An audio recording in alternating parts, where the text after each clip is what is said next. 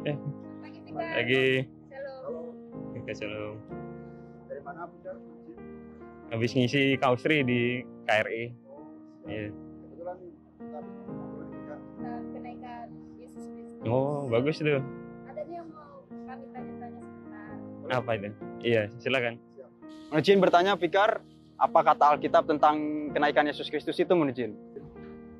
Ya, kalau kita membahas tentang kenaikan itu nggak bisa dilepaskan dengan peristiwa-peristiwa lainnya yang dialami oleh Yesus dalam hidupnya. Kita kan sudah pernah baca Injil ya, di Alkitab ada 4 Injil. Injil atau kabar baik itu kan memberitakan bagaimana Yesus hadir di tengah dunia. Yang pertama ketika ia lahir, ya kan? Kemudian ketika ia menjalani masa pelayanannya, menyembuhkan orang sakit, ya kan, hadir bagi orang-orang berdosa, mengampuni dosa orang-orang yang melakukan banyak kesalahan dan dosa. Kemudian juga sampai pada akhirnya Yesus menderita di kayu salib dan mati. Kemudian bangkit, kemudian ia hadir di tengah-tengah murid selama 40 hari, kemudian ia naik. Nah, itu semua satu rangkaian, satu kesatuan yang tidak bisa dipotong satu persatu. Sebagai suatu cara, suatu jalan bagaimana Allah memberikan penyelamatan bagi manusia di bumi. Setelah itu Fikar, kenapa Yesus tidak tinggal di bumi saja? Kenapa harus naik ke surga? Nah, dari sini kita mau merenungkan kembali bahwa Yesus tadi saya katakan apa? Sudah memberikan keselamatan bagi manusia. Nah, dari kita sini ada yang pernah membaca tentang kejatuhan manusia ke dalam dosa di Kejadian 3. Pernah ya kan? Di situ kan Allah diceritakan memberikan larangan kepada Hawa untuk tidak memakan buah terlarang, ya kan? Buah pengetahuan itu. Tetapi apa yang dilakukan ketika Allah meninggalkan mereka?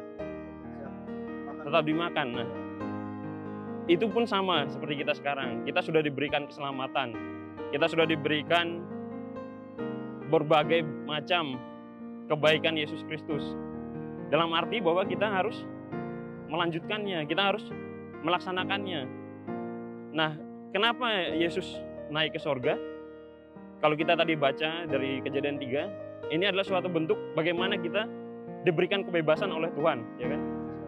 Apakah kita tetap memilih untuk mendapatkan keselamatan kita, ataukah kita memilih menyia-nyiakan keselamatan itu, seperti yang dikatakan Paulus kan? Maka dari itu kita harus mengerjakan keselamatan kita. Mengerjakan keselamatan dalam arti apa? Ya apa yang sudah dilakukan oleh Yesus di bumi, apa yang sudah dicontohkan oleh Yesus di bumi, apa yang menjadi ketidaksukaan Allah atau dosa dalam diri kita, ya berarti kita harus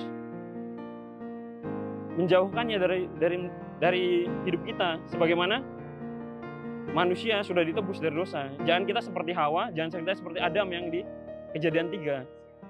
Itulah kenapa Yesus naik ke sorga, supaya melihat bagaimana kita, apakah kita benar-benar menerima keselamatan itu, apakah kita benar-benar mengerjakan keselamatan itu dalam hidup kita.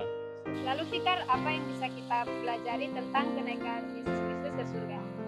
Nah, tadi kan saya sudah katakan yang di pertanyaan sebelumnya bahwa kalau kita sudah dipercayakan Yesus untuk hidup bebas, dipercayakan untuk menjalankan damai sejahtera yang sudah kita terima, berarti kita melaksanakan apa yang sudah Yesus contohkan.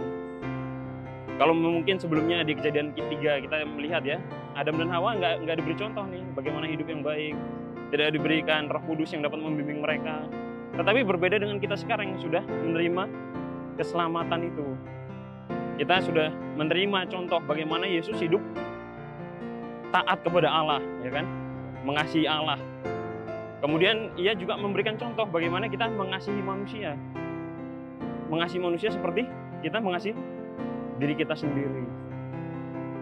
Nah, terutama Yesus menekankan bagaimana kita harus menolong orang-orang yang mengalami kelemahan, mengalami penindasan, ataupun mengalami sikap-sikap yang tidak enak.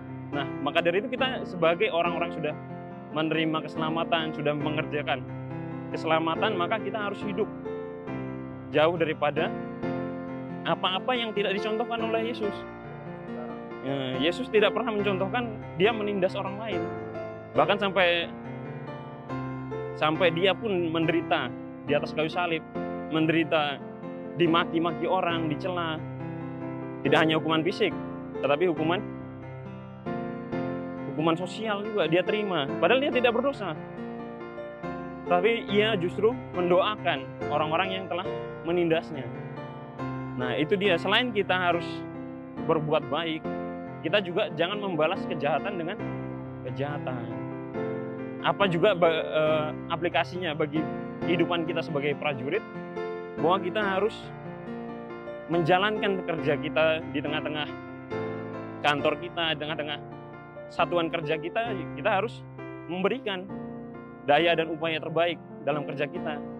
Bukan karena kita mengharap sekadar gaji, bukan hanya karena kita pengen mendapatkan pengakuan sosial, tetapi kita mengerjakan keselamatan itu melalui kehadiran kita di tengah kantor kita untuk memberikan kinerja terbaik sebagai bentuk garam dan terang dunia di tengah-tengah tugas yang kita jalani. Demikian. Terima kasih Vikar atas penjelasannya mungkin. Ya, selamat merayakan kenaikan Yesus Kristus ya. Siap, terima kasih. Semakin menghayati kebaikannya dalam hidup kita. Tuhan Yesus memberkati. Ya. Mungkin.